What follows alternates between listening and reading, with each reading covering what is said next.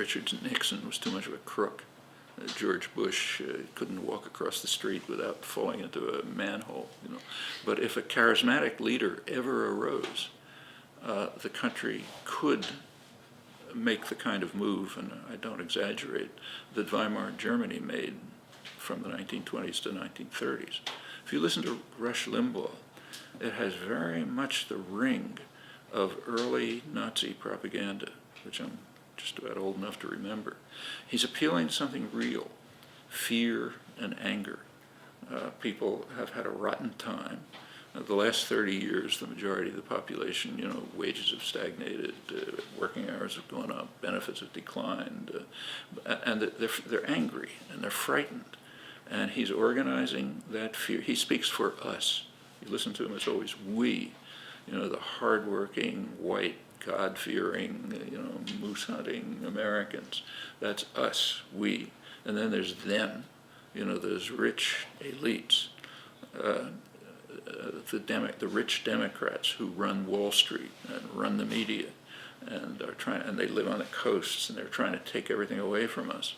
The housing crisis, the basis for it is, look at the way they're going after ACORN, Community Organizing Group, and blaming the financial crisis on them.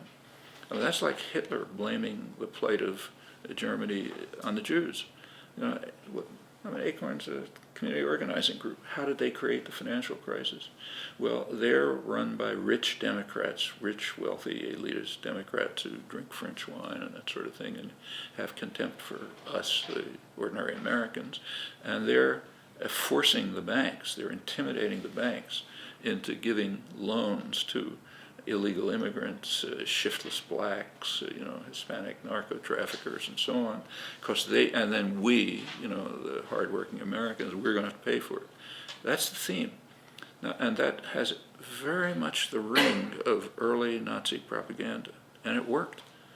Let's not forget that it worked.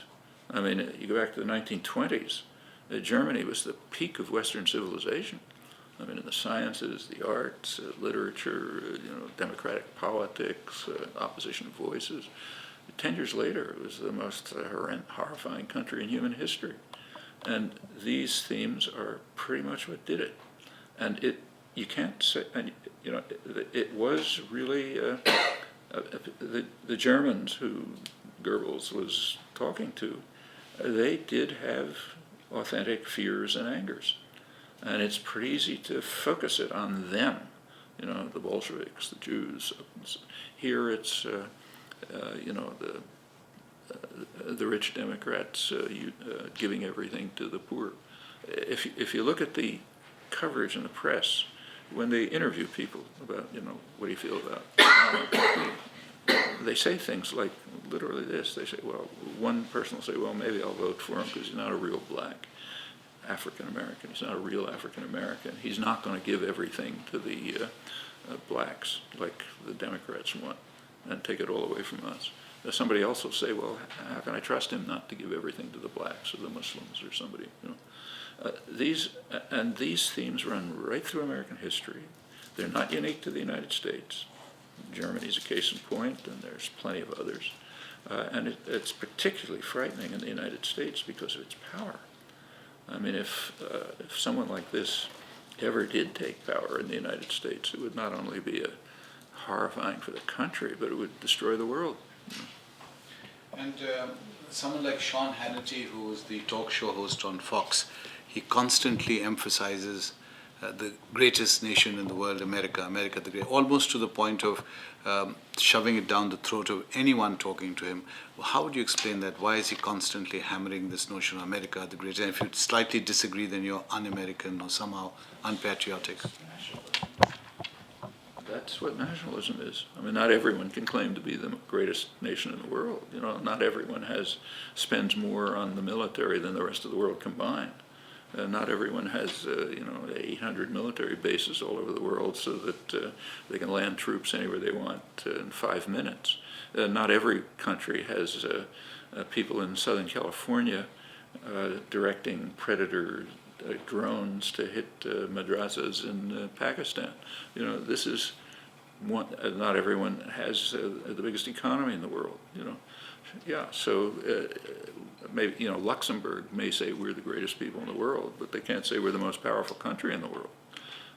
Here you can say we're the greatest people in the world and we're the most powerful country in the world. That proves that God is behind us. Incidentally, speaking in that, there was a Sarah Palin meeting in, I forget whether McCain was there, in Minnesota recently, which got a lot of press because people in the crowd started shrieking, "Kill them," and stuff like that. If you look back at that meeting, like every meeting in the United States is opened with a prayer. The prayer was actually reported. You can find it in AP. It's pretty interesting. The minister who gave the prayer said, voting for McCain is not just, it's an existential issue because we were voting to protect Christianity from the Hindus, the Buddhists, the Muslims, the Baha'i, whoever it is, who are trying to destroy Christianity. We have to defend Christianity from these people. That's Osama bin Laden, except that these guys have power. And it goes right back in American history, all the way to the colonists. We're defending Christianity from the heathen. So what would you say is the greatest threat to the United States of America, if there is one? The greatest threat to the United States, I think, is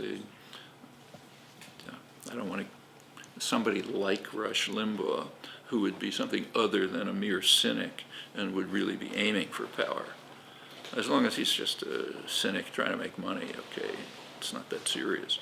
But if someone comes along who's a Hitler type, he really wants power, and plays these cards, could be a major threat.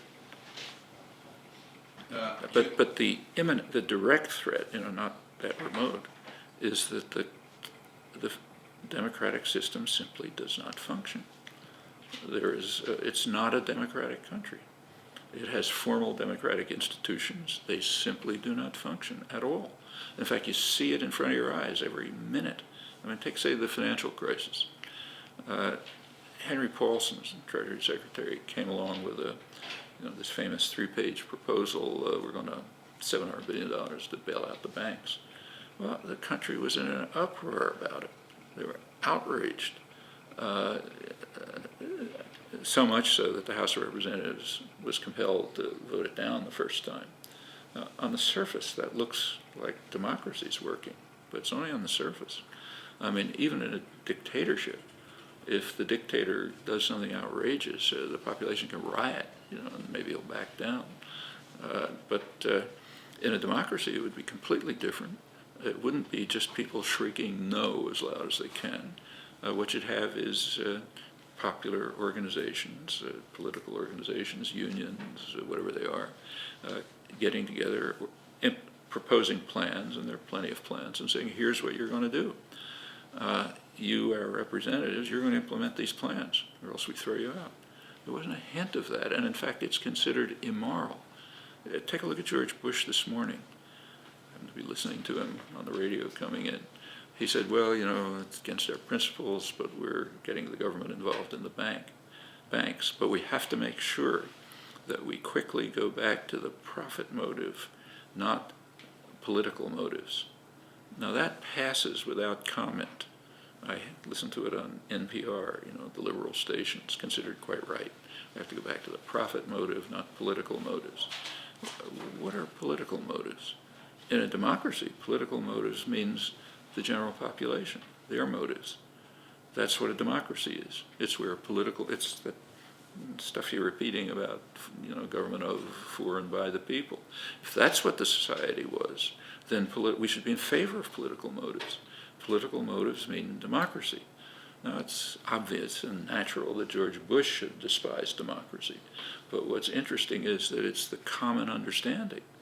What are profit motives? Profit motives means that General Electric, for example, looks after itself. General Electric has no responsibility to the public. In fact, it has a legal responsibility not to care about the public. Its legal responsibility, if you're a manager, is to increase your own profit. That's Anglo-Saxon corporate law. Anglo-American corporate law. So what Bush is in fact saying is we have to make sure that the country is in the hands of private tyrannies in which the public has no role, and we must guard ourselves against the threat of democracy, which is political motives. And that is considered so natural that I'm sure you're not going to see a comment about it in the press. Professor Chomsky, I know we are running out of time. I wanted to ask you who in your life, and you're such a great figure yourself, who have been your greatest role models? Who have inspired you? 4 or 5 names. I see Lord Bertrand Russell right behind you, for example. Is he one of them? Who would you say? Some others are over there. It's interesting that North Americans don't know what that picture is. Just had a couple of Central Americans here. Of course, they know what it is. Everyone in Central America. And what is that picture? Could you explain to the camera? That picture is the Angel of Death, clearly, standing over, on one side, Archbishop Romero, as a conservative archbishop in El Salvador who became deeply concerned about the U.S.-backed massacres that were going on, became what was called a voice for the voiceless, and was assassinated while reading Mass in 1980. That opened the decade of the 1980s. The other portraits are of 6 Jesuit intellectuals, leading Latin American intellectuals, Jesuit priests, their housekeeper, her daughter, who had their brains blown out by U.S.-backed elite forces in 1989, ending the decade. In between, about 70,000 of the usual victims were slaughtered. Peasants, working people, priests, human rights activists, and so on. One of the great atrocities of the 1980s, which we carried out. It comes straight from Washington. So therefore, nobody in North America knows about it. If it had happened in Czechoslovakia, let's say, we'd probably have a nuclear war or something.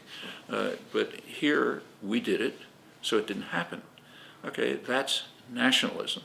I mean, the classic essay on it, which everyone should read, is George Orwell's essay on nationalism, in which he discusses the fact that nationalists, and he's talking about Western intellectuals, is nationalists not only accept the atrocities carried out by their side, but have a remarkable capacity not even to know about them.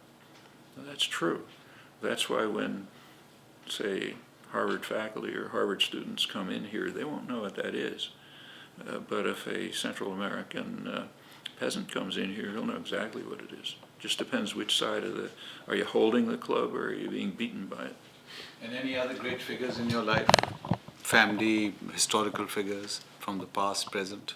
I'm not a great hero worshiper, but there are plenty of people who've done important things and had a lot to say. Say take Martin Luther King. What is he known for?